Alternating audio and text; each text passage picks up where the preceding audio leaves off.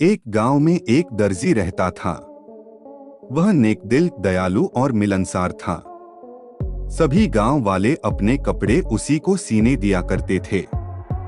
एक दिन दर्जी की दुकान में एक हाथी आया। वह भूखा था। दर्जी ने उसे केला खिलाया। उस दिन के बाद से हाथी रोज दर्जी की दुकान में आने लगा। दयालु दर्जी उसे रोज केला खिलाता। बदले में हाथी कई बार उसे अपनी पीठ पर बिठाकर सैर पर ले जाता। दोनों की घनिष्ठता देखकर गांव वाले भी हैरान थे। एक दिन दर्जी को किसी काम से बाहर जाना पड़ा।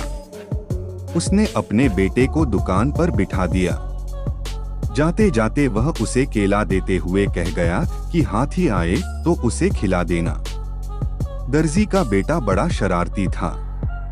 दर्जी के जाते ही उसने केला खुद खा लिया।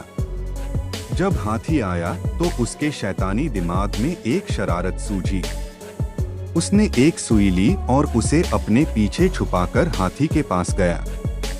हाथी ने समझा कि वह केला देने के लिए आया है, इसलिए अपनी सूंड आगे बढ़ा दी। उसके सूंड बढ़ाते ही दर्जी के बेटे ने उसे सुई चुभो दी। हाथी दर्द से बिलबिला उठा। ये देखकर दर्जी के लड़के को बड़ा मजा आया और वह ताली बजाकर खुश होने लगा। दर्द से बिलबिलाता हाथी गांव की नदी की ओर भागा। वहां जाकर उसने अपनी सूंड पानी में डाल दी। कुछ देर नदी के शीतल जल में रहकर उसे राहत महसूस हुई। उसे दर्जी के लड़के पर बड़ा गुस्सा आ रहा था। उसने उसे सबक सिखाने की ठानी और अपनी सूंड में कीचड़ भरकर दर्जी की दुकान की तरफ बढ़ा। दर्जी के लड़के ने जब फिर से हाथी को आते देखा तो सुई लेकर बाहर आ गया। वह हाथी के पास आते ही उसे सुई चुभाने के लिए आगे बढ़ा, मगर हाथी ने सूंड में भरा सारा कीचड़ उस पर उड़ेल दिया। लड़का दुकान के दरवाजे के सामने खड़ा था। वह ऊपर से नीचे तक कीचड़ से लथपथ हो गया।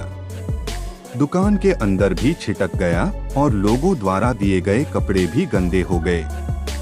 उसी समय दर्जी भी अपना काम निपटाकर दुकान पर वापस आ गया।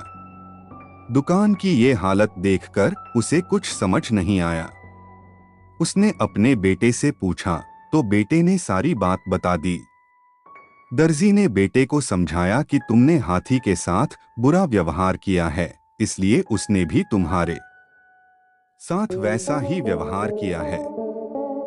जैसा व्यवहार करोगे वैसा ही पाओगे। आज के बाद किसी के साथ बुरा मत करना। फिर दर्जी ने हाथी के पास जाकर उसकी पीठ सहलाई और उसे केला खिलाया। हाथी खुश हो गया। दर्जी के बेटे ने भी उसे केले खिलाए, जिससे हाथी और उसकी दोस्ती हो गई। उस दिन के बाद से हाथी दर्जी के बेटे को भी अपनी पीठ पर बिठाकर घुमाने लगा। अब दर्जी के बेटे ने शरारत छोड़ दी और सबसे अच्छा व्यवहार करने लगा।